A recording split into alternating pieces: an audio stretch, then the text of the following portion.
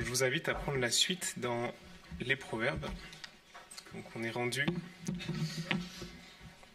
Proverbe 1.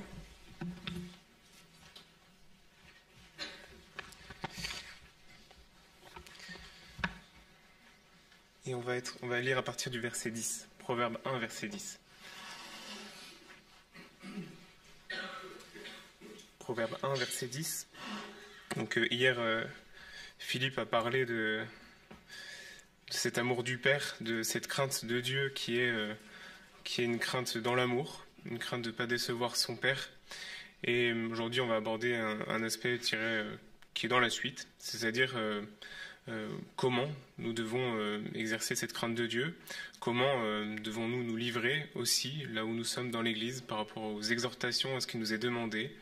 Hier, Philippe a parlé aussi du fait d'être des pères et des mères dans l'Église. Et aujourd'hui, le texte que j'aborderai parle davantage de cela, de l'exhortation, de la place que l'exhortation doit avoir parmi nous. Et donc, je vous invite à lire au verset 10. Mon fils, si des pécheurs veulent te séduire, n'accepte pas.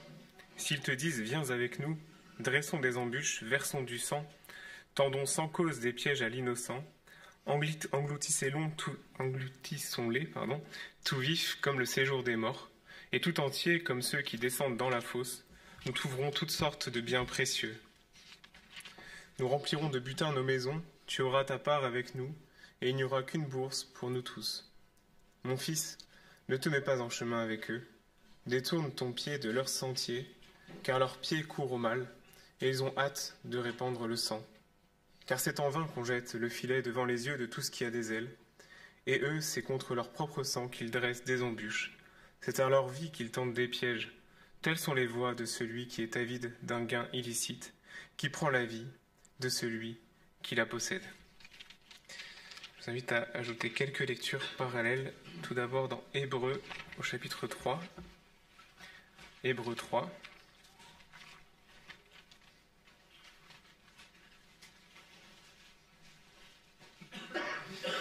Au verset 12.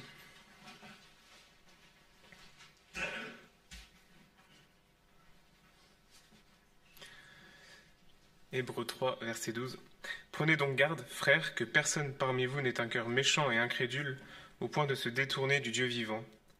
Mais exhortez-vous chaque jour aussi longtemps qu'on peut dire aujourd'hui, afin qu'aucun de vous ne s'endurcisse par la séduction du péché, car nous avons été rendus participants du Christ, si du moins nous retenons fermement jusqu'à la fin notre assurance première. Pendant qu'il est encore dit aujourd'hui, si vous entendez sa voix, n'endurcissez pas vos cœurs comme lors de la révolte. Et surtout ce verset il dit, car nous avons été rendus participants de Christ. Un autre texte qui se trouve dans Éphésiens 4, et au verset 25.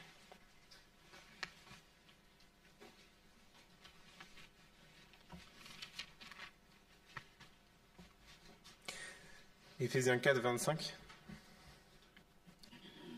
C'est pourquoi rejetez le mensonge et que chacun de vous parle avec vérité à son prochain, car nous sommes membres les uns des autres. Si vous vous mettez en colère, ne péchez pas, que le soleil ne se couche pas sur votre irritation.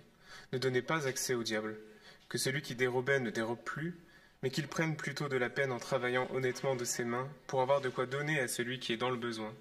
Qu'il ne sorte de votre bouche aucune parole malsaine, mais s'il y a lieu, quelques bonnes paroles qui servent à l'édification nécessaire et communiquent une grâce à ceux qui l'entendent. N'attristez pas le Saint-Esprit de Dieu par lequel vous avez été scellés pour le jour de la rédemption. Surtout cette phrase, qu'il ne sorte de votre bouche aucune parole malsaine, mais s'il y a lieu, quelques bonnes paroles qui servent à l'édification nécessaire et communiquent une grâce à ceux qui l'entendent. C'est juste un verset dans Jacques, pas obligé de le prendre, c'est la fin de Jacques 5, au verset 19. Deux versets, pardon. Jacques 5, 19.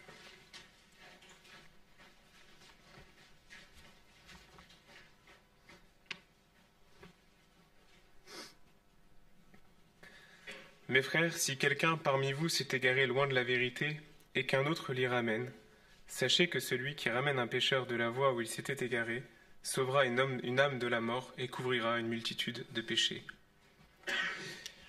Jusqu'ici pour les lectures. J'en ajouterai un peu par la suite. Mon fils, si des pécheurs veulent te séduire, n'accepte pas. À la lecture de ce passage, il y a quelque chose, je dirais, de troublant, parce que il est présenté des pécheurs qui veulent séduire un fils, et donc c'est un père qui parle à son fils, qui l'avertit. J'insisterai, j'y reviendrai sur la question d'être des pères, de ce rapport que l'on a dans la famille de Dieu, de s'avertir les uns les autres. Mais ce qui est troublant, c'est qu'ici, je dirais que c'est un père qui avertit son fils de choses qui, je crois, humainement, donnent pas tellement envie, c'est-à-dire verser le sang, causer des pièges à l'innocent, engloutir tout vif l'innocent. C'est des choses, on peut dire, qui, je crois, globalement, ne donnent pas trop envie, ou du moins on serait inquiété si ça donnait envie.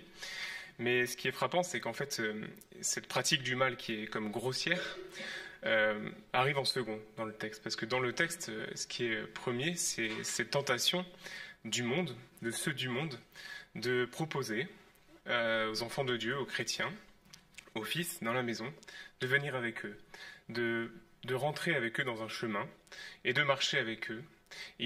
C'est second parce que c'est aussi pourquoi marcher avec eux. Il est question de faire un butin, c'est-à-dire de dégager du gain, de récolter de l'argent. Il est question également, et je trouve c'est quelque chose d'important, mais il est question quand même d'avoir une forme de fraternité commune, ces gens qui vont tenter d'avoir une fraternité dans le mal, une fraternité dans ce qu'ils font de mauvais. Et donc ils disent, on aura une bourse commune, on vivra ensemble. Et ça, ce sont des choses, je crois, qui sont à même de séduire le cœur du chrétien, séduire le cœur des fils, des filles dans la maison, parce qu'il s'agit de ce qui correspond à des convoitises que l'on peut avoir dans le cœur, convoitises d'avoir une quête, d'avoir un but, d'aller en chemin. Ce qu'on se dit, je ne sais plus où je l'avais entendu, mais on dit que l'essentiel n'est pas l'arrivée, c'est la quête. Et donc c'est ces gens qui proposent de pouvoir marcher en chemin avec eux, c'est-à-dire d'avoir un peu un sens à l'existence. Ces gens qui proposent de s'enrichir, ces gens qui proposent aussi d'avoir une fraternité dans le mal. Et c'est très troublant parce que dans la réalité du péché, il y a une sorte de singerie de ce qu'est la fraternité dans l'Église, dans le sens où il y a une fraternité qui existe de ceux qui font le mal, et on est fraternel avec ceux qui font la fête. Il y a une forme de solidarité dans le mal, de ceux qui disent le mal, de ceux qui vont calomnier. On est comme quelque chose qui est lié, de ceux qui vont être sous un poids de mensonges, de secrets, et combien les hommes peuvent être liés par le mal et liés entre eux, et combien ça peut donner une forme de force. Et c'est face à cela que l'auteur des Proverbes parle. Il dit, mais ne faites pas ceci, ne rentrez pas en fraternité avec ces gens-là, faites attention à vous-même, faites attention de ne pas rechercher l'enrichissement facile, l'enrichissement sans cause, de ne pas rechercher d'avoir une cause commune et pas rechercher une quête avec eux. Et donc c'est un avertissement face à quelque chose qui, je crois, dans le fond, séduit le cœur et qui est une puissance démoniaque, diabolique, qui peut remporter malgré tout le cœur des croyants, parce que séduit par la richesse, séduit par cette fraternité du monde, séduit par cette quête que le monde propose, et qui peut remporter le cœur, et qu'il faut recevoir ici comme une exhortation pour nous, quel que soit notre niveau, c'est-à-dire jeunes chrétiens. Je crois que quand on vient de se convertir, c'est des textes qu'il faut recevoir avec toute la force qu'ils indiquent, c'est-à-dire qu'il y a une rupture à avoir avec ceux du monde. Et je crois qu'on est aussi appelé à le recevoir en étant plus vieux chrétien, parce que le monde reste séduisant et que notre ennemi ne change pas et qu'il sait très bien comment nous gagner nos cœurs. Et je crois qu'ici, il y a 3 biais qui nous sont décrits dans les proverbes de la façon dont l'ennemi peut gagner nos cœurs, de cette fraternité, de cette recherche de l'argent et cette recherche quand même d'avoir un but dans l'existence. Et c'est donc pour cela qu'on est appelé à se rappeler que le combat est pas simplement un combat humain, mais c'est un combat spirituel. Et nous avons besoin, je crois, nous avons soif d'avoir ces exhortations qui nous parlent, qui nous mettent en garde. Et il y a donc cette exhortation qui est donnée ici, l'exhortation. Alors, je réfléchis à ce qu'était une exhortation, c'est le fait de parler, d'être remué de l'extérieur par quelqu'un d'autre, c'est-à-dire de faire bouger quelque part un peu l'eau qui est en nous-mêmes et que quelqu'un de l'extérieur vienne la bouger pour la faire remuer et pour qu'on soit un peu réveillé, comme réveillé d'un coup. Et ici, en fait, l'auteur des Proverbes va montrer justement toute l'horreur du mal, va montrer que c'est dangereux de faire ça et que le gain que le monde promet est déjà hypothétique, parce qu'il prend cette image, il dit ils sont comme celui qui veut attraper un oiseau qui jette son filet, mais les oiseaux s'en vont. Et donc c'est quelque chose d'hypothétique. Mais il y a ici quelque chose, en fait, une exhortation qui veut montrer en fait qu'il ne faut pas rentrer dans cette voie-là. Et cette exhortation, elle nous est donnée dans la parole, mais je crois, c'est pour ça que j'ai lu le texte d'Hébreux, parce qu'il nous est demandé à chacun d'être aussi de ces pères qui avertissent, de ceux qui exhortent et qui disent à ceux qui sont autour d'eux, attention, ne t'endurcis pas par la séduction du péché. Et ça, c'est une réalité, je crois, qui est valable pour chacun. Alors, bien sûr, dans l'Église, je crois que c'est une charge qui revient particulièrement aux pasteurs, à ceux qui sont les conducteurs, de veiller aux tentations, veiller à ce qui peut faire chuter son frère. Et je crois que si on veut s'engager devant le Seigneur et qu'on n'est pas prêt à exhorter, à reprendre, à corriger, eh bien, il vaut mieux pas le faire, parce que ça fait partie je dirais que ça fait partie du contrat. Mais c'est aussi quelque chose, et je crois, c'est pour ça que je voulais le partager, que chacun est appelé à vivre, parce que si l'Église est une famille, on en parlait avec quelques-uns ce matin à table au petit déjeuner, mais de se dire que en fait nous sommes tous là pas parce que nous sommes amis, pas parce qu'on s'entend bien, même si ça peut être donné, mais nous sommes tous là parce que nous avons le même Père et que nous sommes frères et sœurs en Christ. Et donc si nous sommes une famille, eh bien il y a cette responsabilité de chacun à veiller, à avertir. Donc c'est pas de veiller et d'avertir, c'est plus français, mais d'exhorter et de reprendre celui qui est à côté de nous. Et de ne pas vouloir que l'autre rentre forcément dans notre cadre, mais de vouloir que l'autre, eh bien, s'il est en danger, qu'il soit averti, qu'il soit mis en garde. Et c'est ainsi que nous sommes, il est dit, nous sommes participants de Christ. Et je crois que cette préoccupation de la bonne parole, de l'exhortation, est une préoccupation qui doit nous habiter, et qui nous habitait tout le temps dans nos relations fraternelles, si bien que je crois que c'est toute l'importance des moments fraternels, aussi des camps, et des moments autour du culte notamment, parce qu'on peut parfois être beaucoup plus édifié par une petite parole d'exhortation que par des heures de message. Et à ce niveau-là, il me semble qu'on a chacun une responsabilité dans l'Église, en fait, de se préoccuper de l'autre. Et cette préoccupation-là, c'est pas simplement, je dirais, une obligation de moyens, c'est-à-dire on ne va pas simplement tout mettre en œuvre pour voilà, on a fait le taf et après la personne va devoir se débrouiller, parce que dans ce cas-là on peut se limiter dans notre exhortation, dans notre mise en garde à des choses qui sont dites un peu de loin, du bout des lèvres, pour que si l'autre tombe, eh bien on pourra dire on l'a quand même prévenu, pour que si l'autre tombe, eh bien, on est mis à l'abri, et pour que, en fait, sinon on va rien dire, parce qu'on se sent jamais légitime, parce qu'on a peur d'être le rabat-joie de service, on a la peur de mal dire.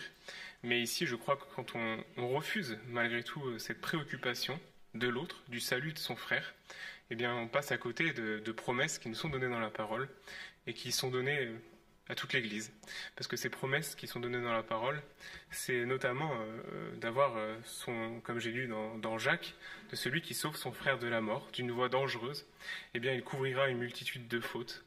Et il est dit dans le Proverbe 18, il est dit, mais c'est du fruit de la bouche, Proverbe 18, verset 20, c'est du fruit de sa bouche que l'homme rassasie son ventre, c'est du produit de ses lèvres qu'il se rassasie. La mort et la vie sont au pouvoir de la langue, celui qui l'aime en mangera les fruits. Et donc, il va rassasier son ventre, celui qui exhorte et qui reprend et qui conduit sur la voie de la vie son frère, recevra une nourriture. Et il est dit dans Timothée, il me semble que Timothée devait exhorter, s'attacher à la lecture, exhorter. Et la promesse qui lui est donnée, c'est dit, en faisant cela, tu te sauveras toi-même et ceux qui t'écoutent. Et il y a donc une promesse pour nous-mêmes. Si nous nous préoccupons de nos frères, si nous accomplissons, nous sommes participants avec Christ de son œuvre, il y a une promesse de bénédiction pour nous, de pardon des péchés, et du fait que nous serons rassasiés par le fruit de notre langue. Et je voulais parler de ça parce qu'il me semble que dans l'Église, on peut souvent, on réfléchit beaucoup à la question de notre place. Je crois que c'est pas que dans l'Église, dans le monde, tout le monde réfléchit à la question de sa place. On court après sa place, après une situation, on court après, on est en marche tout le temps. Et en fait, on court tout le temps, il y a cette voix qui résonne dans le cœur, qui dit, mais en fait, vers quoi tu vas, vers où tu cours? Et je crois que dans l'Église, on peut être de la même façon à rechercher une place, rechercher quelle est ma place, quel est mon rang, qu'est-ce que je dois faire. Je crois que c'est une vraie préoccupation, mais il y a quelque chose à recevoir, c'est que, eh bien, il est dit dans Éphésiens que, en fait, préoccupez-vous d'avoir plutôt quelques bonnes paroles et des paroles d'exhortation, des paroles qui produisent la vie chez celui qui l'écoute et qui ne sont pas simplement des choses qu'on a dit du bout des lèvres, qui font que l'autre, eh bien, c'est pas juste un des noms qu'on a sur notre liste de prières, mais que c'est quelqu'un qu'on va se préoccuper et on va considérer ses combats comme étant supérieurs aux nôtres. Eh bien, dans cette préoccupation-là, il y a quand même un champ de travail, je crois, énorme, et qui est l'activité de l'Église. Et je crois qu'on en a besoin, parce que ces paroles d'exhortation, c'est ce qui fait vivre l'Église, ce qui nous fait vivre. Et on a chacun besoin d'avoir ces paroles qui, quand on est le nez dedans, et qu'on est séduit par le monde, on a besoin que notre frère soit quelque part, pas comme Caïn l'a été pour Abel, c'est-à-dire que notre frère soit le gardien de notre âme et qui veille sur nous. Et je crois que là-dedans, il y a un chemin pour chacun de nous, déjà dans un camp comme celui-là, mais aussi pour chacun de nous dans notre vie chrétienne. C'est-à-dire que nous sommes appelés à avoir ces exhortations. Et je dirais alors, comment exhorter? Est-ce que c'est-à-dire que nous serons tous des moralisateurs à devoir reprendre les uns les autres, avec tout le temps une forme de verve pour reprendre, pour corriger? Je ne crois pas. Ce qui est particulier dans la parole, c'est que la parole nous dit ça, nous donne ce message-là, et le texte des Proverbes nous donne un message d'exhortation, je dirais, d'un père pour son fils. Mais dans la parole, il est question d'avoir des pères, des fils, mais aussi des femmes, des maris, et aussi des frères, des sœurs. Il est question d'avoir des mères. Il est question en fait d'une description de l'Église comme étant une famille, la famille de Dieu. Et il me semble qu'il convient à chacun de rentrer dans l'exhortation, dans la pratique de l'exhortation et de l'amour qui est lié à sa situation et qui est lié à sa circonstance. Et j'aimerais en fait pour partager cela avec vous lire le texte de Jean qui m'a marqué, 1 Jean.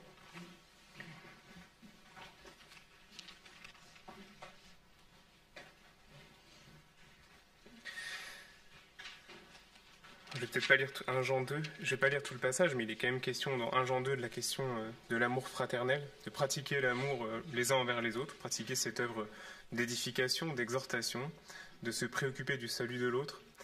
Et au verset 12, 1 Jean 2 au verset 12, il est dit « Je vous écris, petits enfants, parce que vos péchés vous sont pardonnés à cause de son nom. Je vous écris, Père, parce que vous avez connu celui qui est dès le commencement. Je vous écris, jeunes gens, parce que vous avez vaincu le malin. Je vous ai écrit, jeunes enfants, parce que vous avez connu le Père. Je vous ai écrit, Père, parce que vous avez connu celui qui est dès le commencement.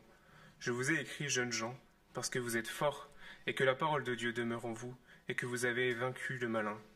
N'aimez pas le monde, ni ce qui est dans le monde. Si quelqu'un aime le monde, l'amour du Père n'est pas en lui.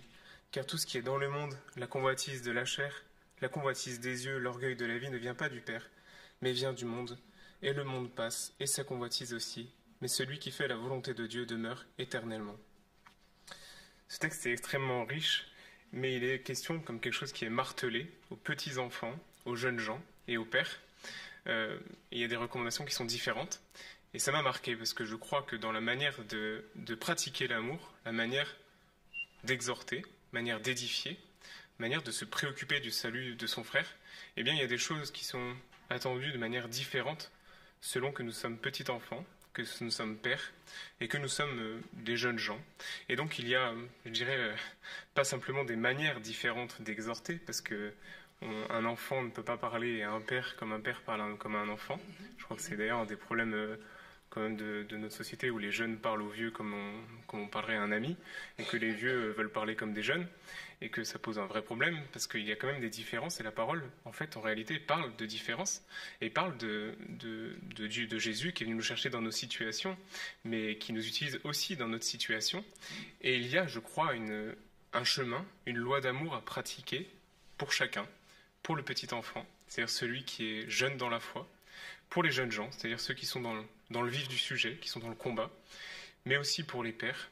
Et pour chacun de nous, il y a une teinte particulière que notre exhortation, notre pratique de l'amour doit avoir. Et il faut, je crois, accepter le statut dans lequel nous sommes, parce que c'est en acceptant le statut dans lequel nous sommes que nous pourrons vraiment accomplir ce que le Seigneur nous demande. Et c'est comme si, pour revenir à l'exemple, c'est comme dans une famille spirituelle. Nous avons chacun un rôle dans la famille de Dieu, et chacun doit apprendre à rechercher l'amour, à rechercher l'exhortation, rechercher l'édification, mais selon son rang, selon sa situation.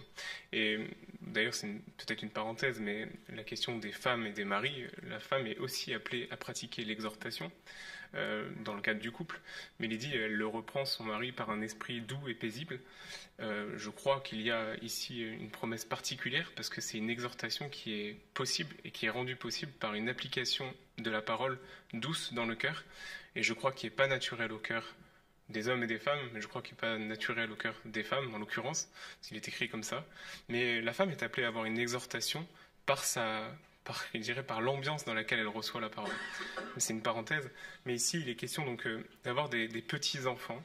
Ces petits-enfants, il est question ici que leurs péchés soient pardonnés, qu'ils ont connu le Père. C'est-à-dire les petits-enfants, c'est ceux qui viennent de connaître le Seigneur, qui viennent de vivre une expérience avec Dieu, qui désormais sont engendrés à la foi. Eh bien, ces petits-enfants, leur rôle, eh bien, c'est de témoigner. Ils exhortent par leur témoignage en disant ce que le Seigneur a fait dans leur vie, avec cette fraîcheur du témoignage. Et je dirais combien de fois je comprends quand on est jeune converti, on n'ose pas parler, on n'ose pas s'exprimer, mais combien de fois, des fois les témoignages qui sont ceux de petits-enfants peuvent édifier les pères et peuvent édifier les jeunes gens. Et je crois que c'est le rôle des petits-enfants de témoigner aussi de l'œuvre du Seigneur dans leur vie, et de dire et de raconter les œuvres de Dieu. Il est question pour les jeunes gens, je dirais, de quelque chose d'autre, c'est-à-dire de mener un combat qui est centré sur la parole, de se préoccuper de la parole, de mener le combat sans se préoccuper des armes charnelles, de mener un combat de foi, de combattre contre le malin. Je dirais que c'est la période de lutte où à la fois les combats sont les plus durs parce qu'il faut mettre en pratique ce qu'on a entendu et à la fois où l'ennemi va réclamer, mais c'est à la fois la période où on peut être tout entier à la lecture et à l'exhortation, et on peut demander, comme j'ai bien aimé ce que partageait Guillaume hier, mais on peut demander à ce que le Seigneur travaille quelque part et change notre volonté, et que ce ne soit pas simplement une volonté où en fait on va rentrer dans un combat violemment, mais c'est la période où on apprend que la volonté de Dieu doit s'accomplir et que le combat doit être mené. Et c'est la période où les jeunes gens vont exhorter par l'épée de la parole. Et il y a la question aussi des pères, et j'aimerais m'y attarder un peu, parce que les pères, il est écrit quelque chose de particulier, parce qu'il est répété 2 fois. Les pères, vous exhorterez parce que vous avez connu celui qui est dès le commencement. C'est assez surprenant, mais je trouve ici, il y a quelque chose à recevoir, c'est que les pères, c'est ceux qui ne sont plus apparemment dans le combat, qui sont plus dans ces premières expériences de la vie chrétienne, et il ne faut plus jouer à ça, mais il est question de communiquer quelque chose, communiquer une grâce particulière en saisissant celui qui est dès le commencement. C'est-à-dire que les pères sont ceux qui sont, je dirais, plus proches de l'éternité, mais qui doivent saisir dans la foi qu'ils sont proches de Jésus, qui est dès le commencement, et il y a donc cette paix, cette foi, que celui qu'ils connaissent, eh bien, ils le verront pour l'éternité.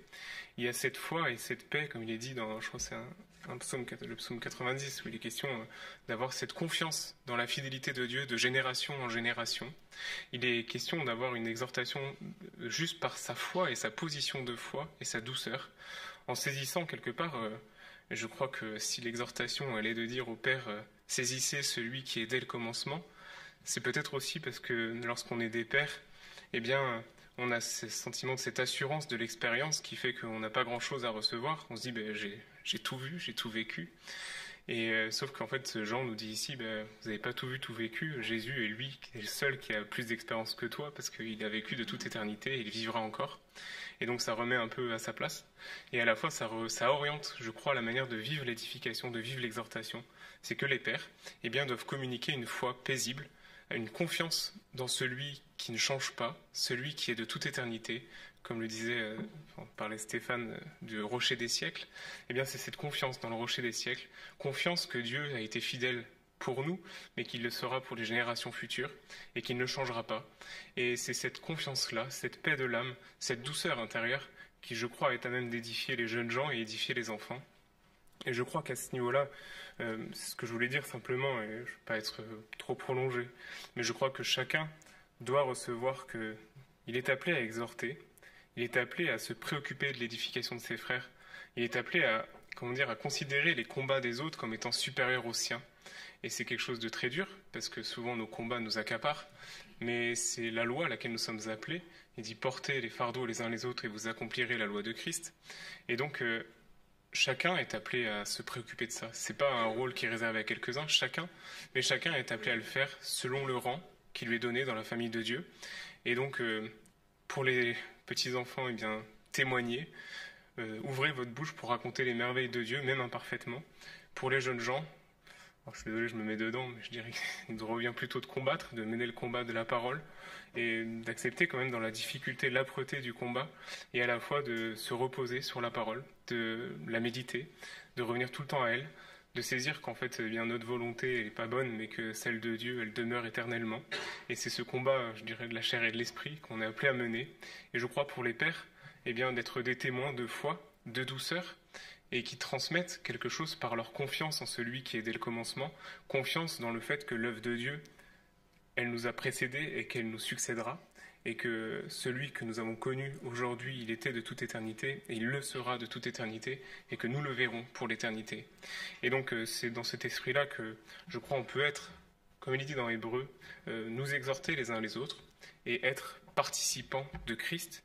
Et c'est en acceptant cela qu'on est réellement participant de Christ, parce que Christ, je dirais, c'est ça la beauté du message, moi qui me touche souvent, c'est que Christ vient nous chercher dans notre situation, dans notre contexte. C'est pas à nous de nous élever jusqu'à lui, c'est lui qui est venu nous chercher. Mais la beauté du message, c'est que Christ veut aussi nous utiliser dans notre situation et dans notre contexte, et qu'il nous fait cette grâce-là, mais que c'est pas à nous de rentrer dans une exhortation dans un cadre, mais que c'est plutôt de le laisser travailler en nous et de le laisser nous rendre participants de son œuvre. Je vous invite à prier.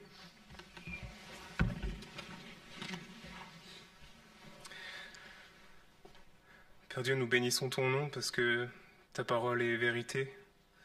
Seigneur, nous voulons encore nous approcher de toi avec cette assurance que tu es le rocher des siècles, que tu demeures d'éternité en éternité.